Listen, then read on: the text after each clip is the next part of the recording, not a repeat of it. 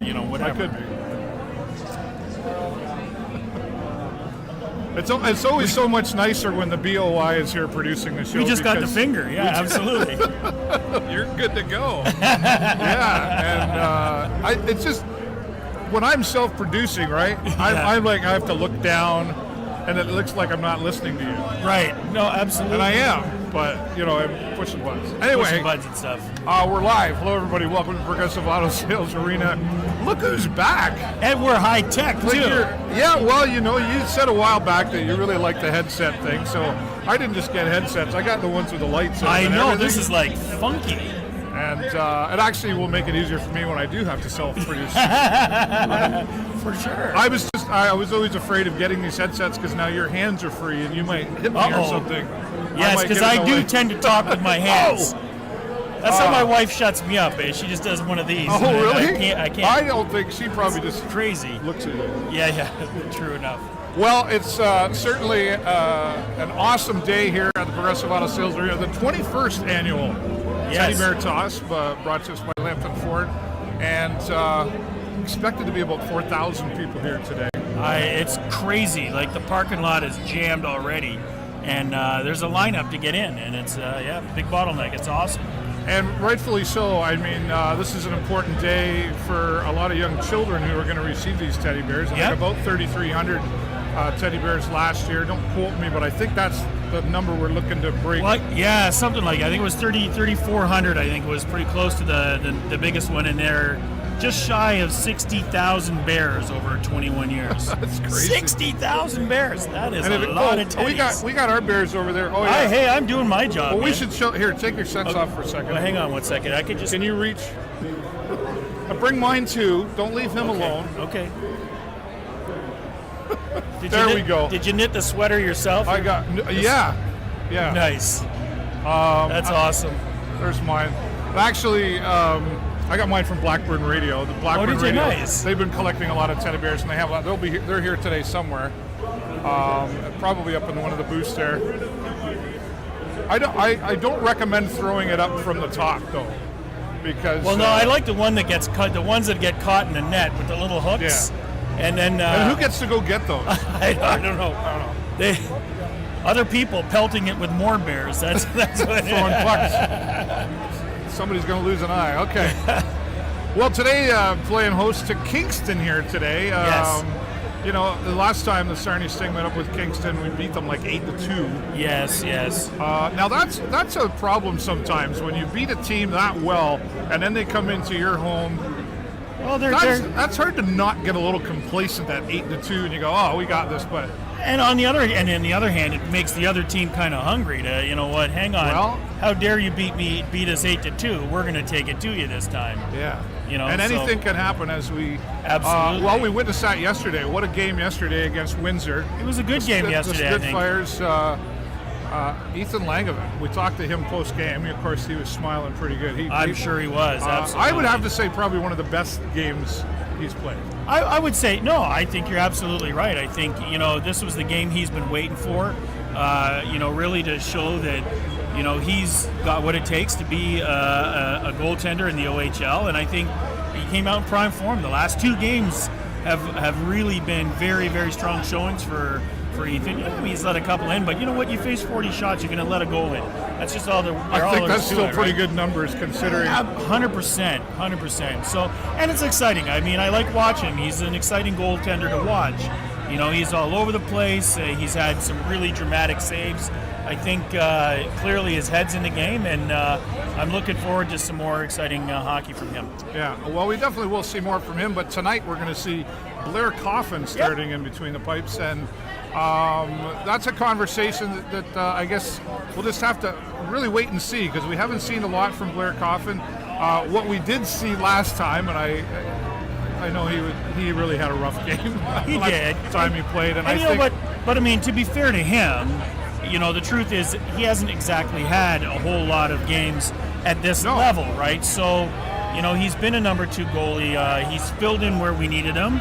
And I think in the overall, he's not bad. I mean, I saw him in preseason during training camp and stuff like that. Yeah. And honestly, I mean, he's a big dude. fills a lot of the net for sure.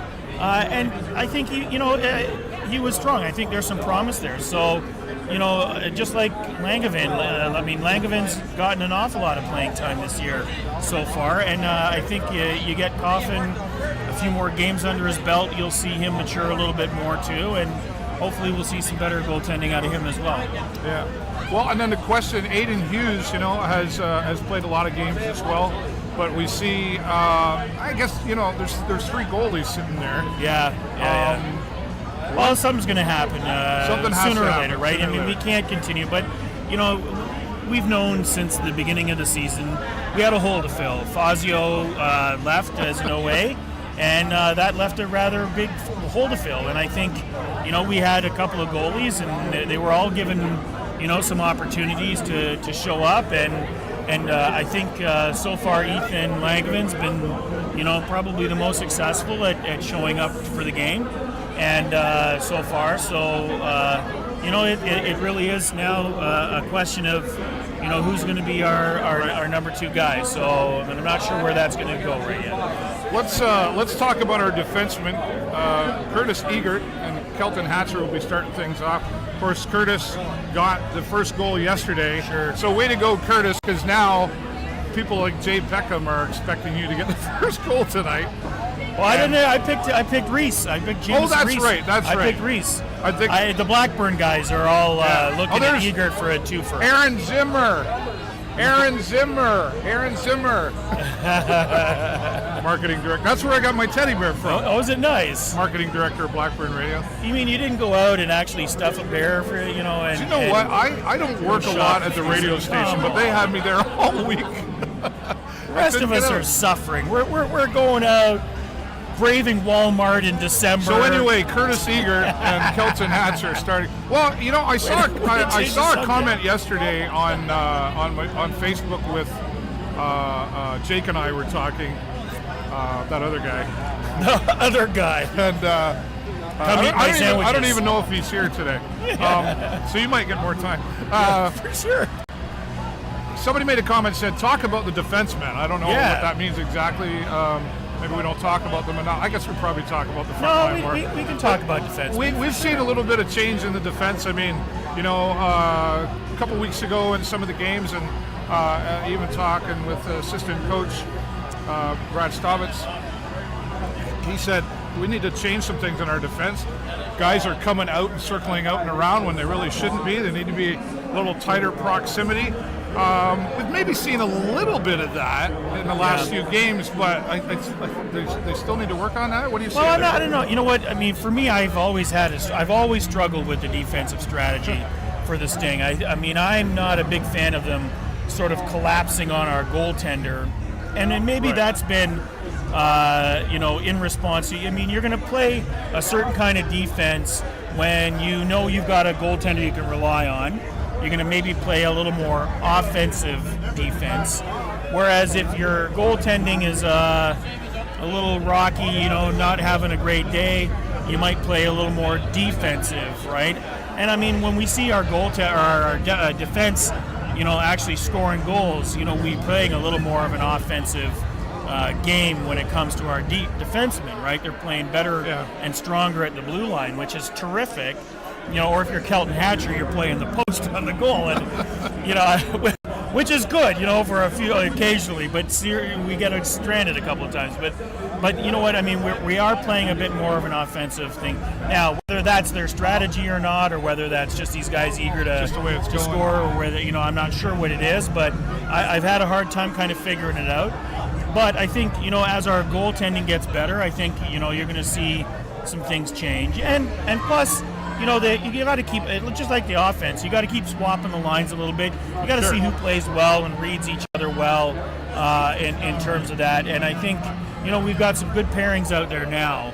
So it'll be interesting to see where we go with some of those guys. And what happens when you change? I mean, you don't often see a goalie change in a game unless things are really weak in the net. We have seen that a few times. We have.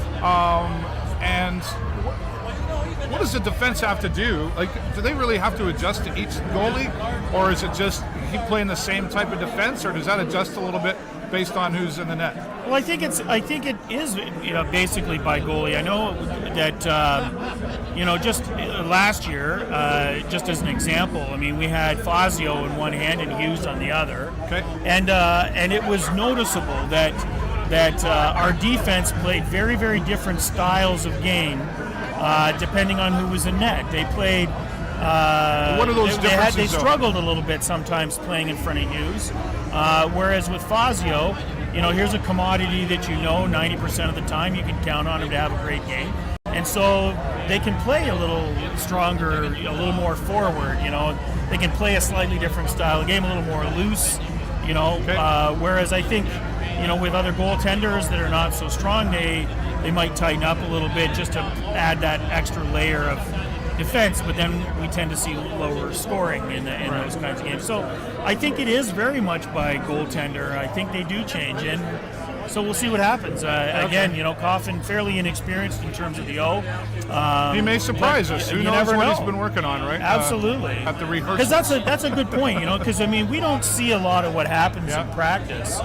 You know what I mean? Well, what are they working on, right? I mean, absolutely right. Recognizing strengths and weaknesses, and then going, okay, we need to work on this, yeah, and prepare for the big stage. Yeah, because right? You got to be self-aware. You got to know where your strengths and weaknesses are. You got to know what you can rely on, yeah, and what you need to work on. And I think not seeing practices, that's the one thing fans generally don't get to see. We only get to see the results afterwards, right? And we see and it. And then we get to tell them what they should have done. And then we get to fix it all. Well, we'll see what talk about defense too. That's Kelton Hatcher is a name that has been coming up even more and more, definitely more compared to last year. Because of course, we've said it a few times. So ever since Kelton got his first OHL career goal, he's got like 4 goals now. Absolutely. Now, let's talk about that. What is a fair number for a defenseman to have? Because really,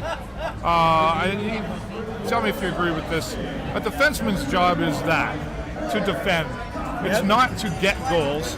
However, is it their job to help create the opportunity for the goals for the forward line, but get a goal if the opportunity arises, but not to go get a goal? Would that be fair to say? I would think that's probably fair to say.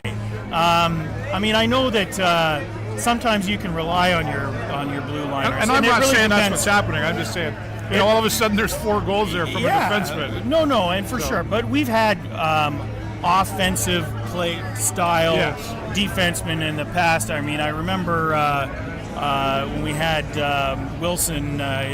He was a very offensive defenseman. We had. Was he offensive? He was offensive. Yes, he was an offensive defenseman. But when we had. I just can't. See, now you go Alex Basso. I remember when Alex Basso was a defenseman who played from the blue line, and he had a cannon. So in those games where they were struggling to get sort of deep in and around the goal, the strategy became to more often to dish it off at the blue line to a guy who's got a cannon and a sniper's edge from the blue line, and he got us a lot of goals. So. Ryan Wilson, there is a case to be made for those defensemen who can do it from the blue line. But, Kelton's getting right up in and around the goal. Whether that should be happening or not, I don't know. It's exciting when it happens. I don't take it away from him. Like, it's 100%. Worked, right? It's worked, right? So, way to go, But then Kelton. you got to make sure you get your backside back there, because we're counting on you up the other end, right? Yeah. Well, we'll see what Kelton and all these guys, Curtis Haggard in there too. Of course, he got, again, the first goal yesterday.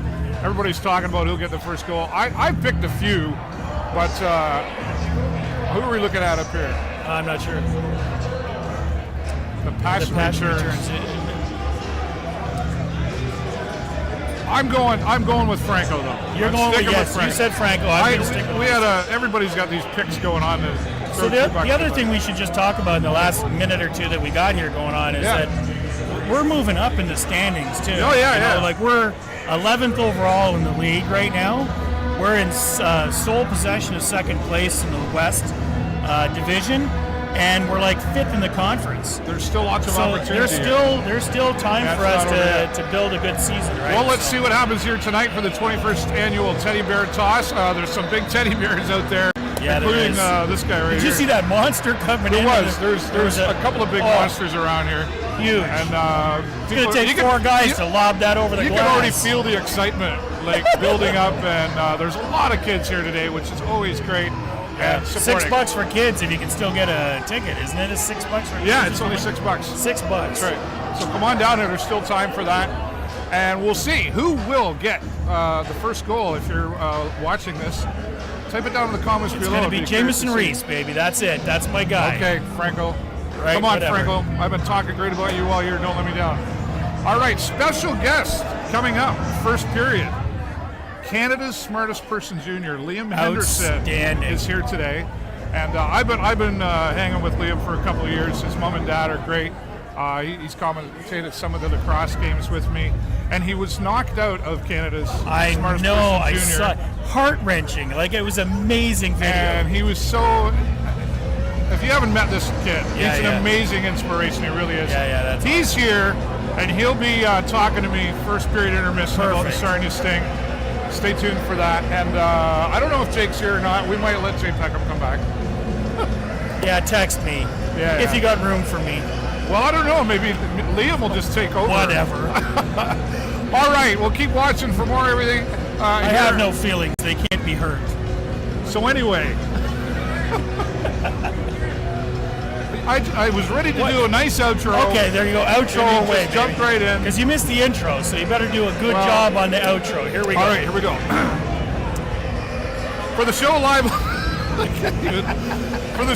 on location on behalf of the Video Show Network, I'm David Burrows, and I'm Jay Peckham. Jake Chersky. Eat my sandwiches.